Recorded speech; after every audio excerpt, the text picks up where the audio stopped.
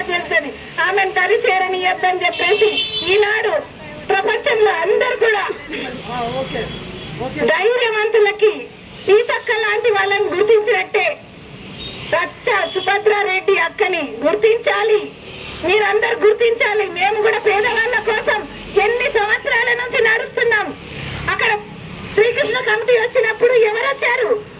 మేమందరం వచ్చి arrest అయినాము, arrest అయి పాటలు పాడుకుంటూ కూర్చున్నాము పోలీస్ స్టేషన్ లో.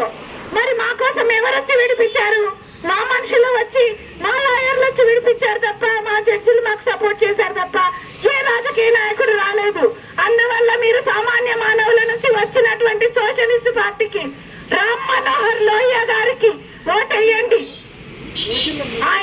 ఆయన ఎక్కడో ఉన్నారు చనిపోయి, కానీ అమరుడైనాడు. సుభాషన్ రెడ్డి నాయకత్వంలో మేమందరం పనిచేసినాం. ఆ కోర్టులో ఇప్పుడు ఒక్క కేసు తీసుకుంటలేరు. ప్రభుత్వం పెట్టిన జడ్జిలు ఇలా పనిచేస్తున్నారు. మరి ఆనాడు సుభాషన్ రెడ్డి గారు జడ్జిగా ఉండి ఎంతమంది పేదల గొంతుకు నాకు ఇట్లా రైట్ కొట్టేసి అందరికి ఆర్డర్లు పాస్ చేసినారు. ఇలాంటి రాజకీయ రంగంలో ఉన్నాం మనం.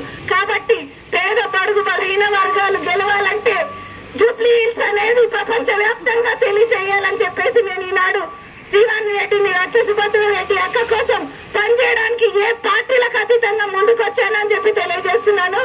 మీ మహిళా శక్తి, మీ మనిషి, బడుగు బలహీన వర్గాల మనిషి. ఇక అక్క మాట్లాడతారు ఇప్పుడు. రచ్చ సుభద్రారెడ్డి గారు గొంతు, ఆమె 75 years లో ఆమె గొంతు నాకు ఇన్స్పిరేషన్ అయింది ఈనాడు.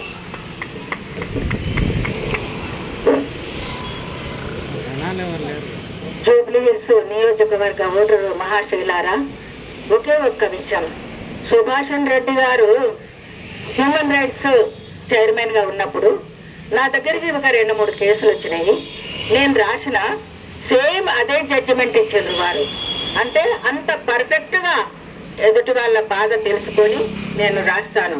రేపు మీకు ఏది వచ్చినా గానీ ఎవరికి రాయాలి? ముఖ్యమంత్రికా, ప్రధానమంత్రికా, రాష్ట్రపతికా, గవర్నర్కా, ఎవరికి రాయాలి? ఎవరి వలన పని అవుద్ది, ఎవరి వలన మీకు అన్యాయం జరిగిందనే విషయం గురించి నేను రాస్తాను. ఉర్దూలో ఒక సామెత ఉంది, లాకుతకో ఏకు లిఖో అని. ఆ లిఖన, ఆ రాయడం ఒక గజెటెడ్ ఆఫీసర్ గా, పోస్ట్ గ్రాడ్యుయేట్ గా నేను అందరి బాధలు తెలుసుకొని నేను రాస్తాను. అందుకొరకు గెలిపించుకోండి. పవర్ అనేది నాకు ఇచ్చేదంటే నేను పేదవాళ్లకు, నేను ఒక రేషన్ కార్డు ఇష్యూయింగ్ ఆఫీసర్ గా 2005-6లో చేశాను హయాత్ నగర్. బిచ్చగానికి కూడా 40 రూపాయలు నేను చాలాను కట్టి నేను రేషన్ కార్డు ఇచ్చిన. నా చేతిలో పవర్ ఉంటే పేదవాళ్ళందరూ బాగుపడతారు. అందుకొరకు పేద ప్రజలారా అందరూ మీరు ఎన్నుకోండి. పెద్దలు కూడా ఐఏఎస్లు వాళ్ళు కూడా ఎవరిని ఎన్నుకోవాలని నోటాకేస్తున్నారు. ఆ నోటాకు కాదు, సోషలిస్ట్ పార్టీ ఆశయాల మేరకు మీరందరూ కూడా నాకు ఓటేయండి. సోషలిస్టు పార్టీని ధీటుగా ఆ 3 దోపిడి వాళ్లను అదరగొట్టాలంటే, ఓడించాలంటే, అవినీతిని అంతం చేయాలంటే కేవలం సోషలిస్టు పార్టీ మాత్రమే. అందుకొరకు ఒక్కసారి ఆలోచించండి. 24వ నెంబరు ద్రాక్ష గుర్తుకు ఓటేసి గెలిపించండి.